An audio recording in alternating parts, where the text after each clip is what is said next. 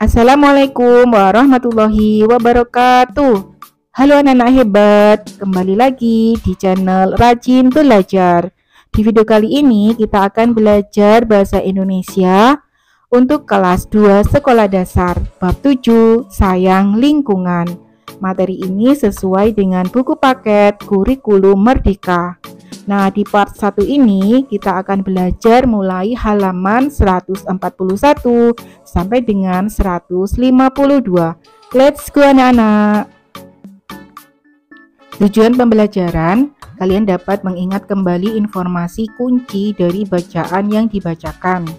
Kalian dapat menyebutkan perbedaan pada gambar, dan kalian dapat berbicara menggunakan kalimat imbauan dan ajakan.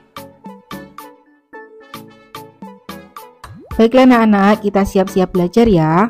Amati gambar berikut bersama guru kalian. Berapa persen jumlah air bersih di bumi? Nah, coba kalian perhatikan ya. 71% permukaan bumi adalah air. Hanya 2,5% yang merupakan air tawar dan hanya 1% yang merupakan air bersih siap pakai. Kegiatan membaca, bacalah bacaan berikut dengan nyaring. Judulnya, Yuk Hemat Air. Sebagian besar permukaan bumi adalah air. Hampir semuanya adalah air asin. Air asin adalah air dengan kandungan garam tinggi. Air tawar adalah air yang tidak manis atau asin. Manusia membutuhkan air tawar untuk hidup. Air tawar digunakan untuk memasak, mandi, dan mencuci. Jumlah air tawar bersih di bumi sangat terbatas. Yuk kita hemat air. Sekarang jawablah pertanyaan berikut. Tuliskan di buku tulis kalian ya. Nomor 1, apa topik dari bacaan di atas? Topiknya adalah jenis-jenis air.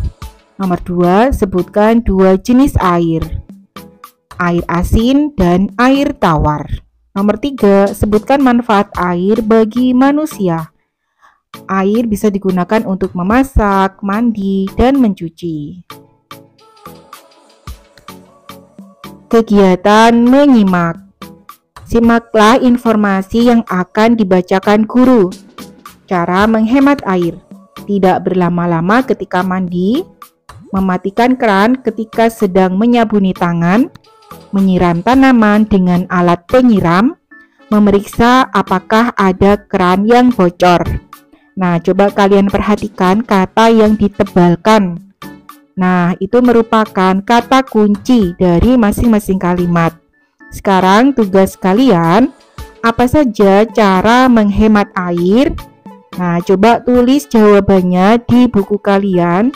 Bisa menggunakan kata-kata lain yang dianggap benar selama maknanya sama dengan kunci jawaban ya. Nah, dalam kegiatan ini kalian belajar mengingat kembali informasi kunci dari bacaan yang dibacakan. Nah, anak-anak coba amati gambar berikut bersama guru kalian ya.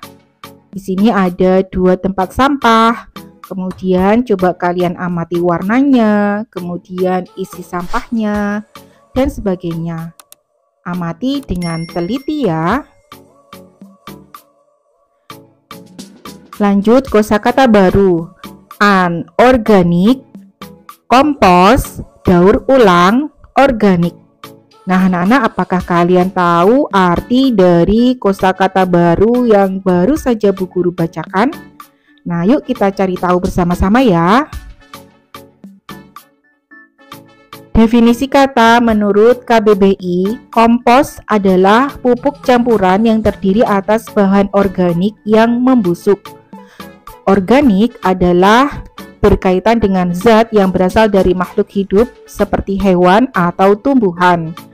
Anorganik adalah terdiri atas benda tidak hidup.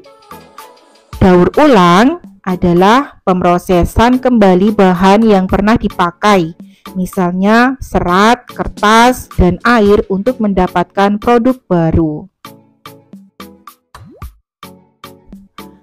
Saatnya berlatih. Berlatihlah menggunakan kosakata baru.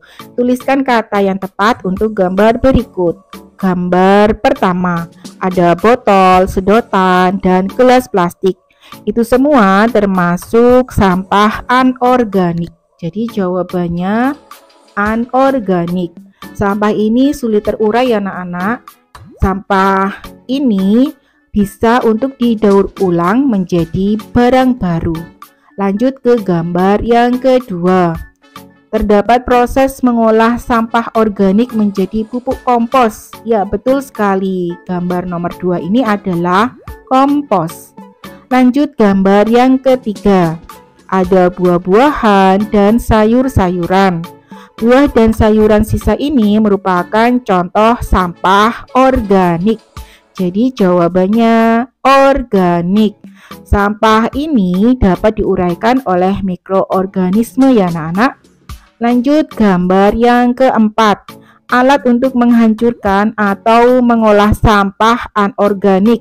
Proses ini disebut dengan daur ulang. Nah, jadi jawabannya daur ulang.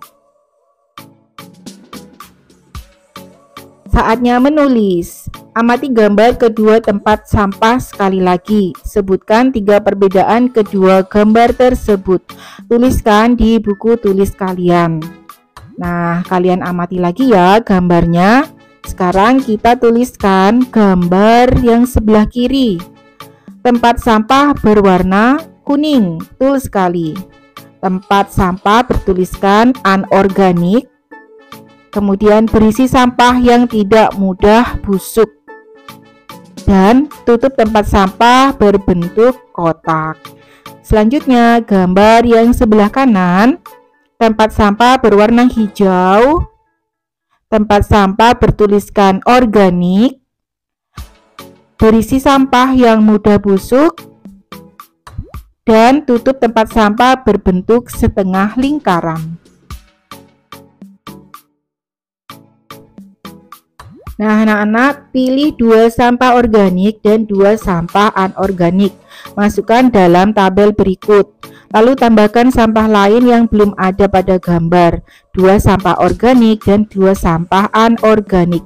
Tuliskan tabel berikut di buku tulis kalian ya.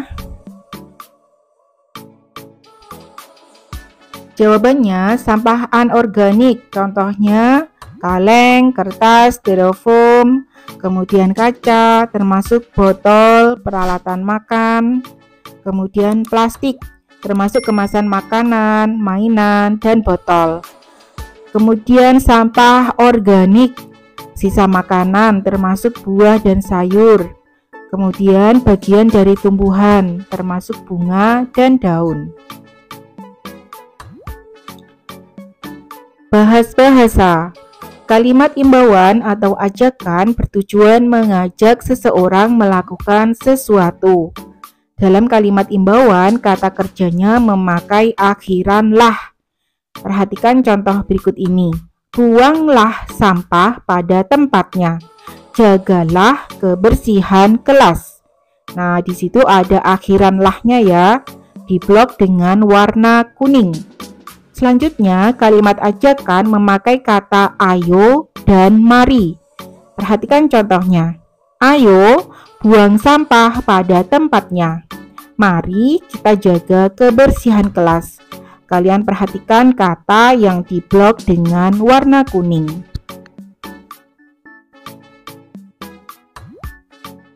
Selanjutnya, kegiatan berbicara. Pilihlah 1 kartu peran dari guru kalian. Buatlah percakapan bersama seorang teman kalian. Gunakan kalimat imbauan atau ajakan. Peragakanlah dialog kalian di depan kelas. Nah, ini bisa kalian praktekkan bersama teman-teman kalian di kelas dengan didampingi ibu guru atau bapak ibu guru kalian. Nah, dalam kegiatan ini kalian belajar berbicara menggunakan kalimat imbauan dan ajakan. Saatnya membaca anak-anak. Bacalah bacaan berikut bersama teman kalian. Judulnya sampah plastik jadi perabot cantik. Plastik adalah sampah yang sulit terurai. Namun, kita bisa mengolahnya agar berguna. Contohnya dengan membuat eco-brick. Cara membuat eco-brick. 1. Kumpulkan kemasan plastik seperti bungkus makanan. Cuci hingga bersih lalu keringkan. 2. Siapkan botol plastik bekas yang sudah bersih. 3. Masukkan kemasan plastik yang sudah dipotong-potong. 4. Tekan dengan tongkat agar plastik mampat. Lakukan sampai botol tidak kempes jika ditekan.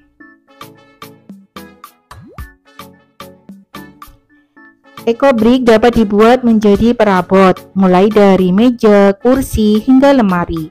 Caranya dengan menyatukan botol-botol dengan perekat.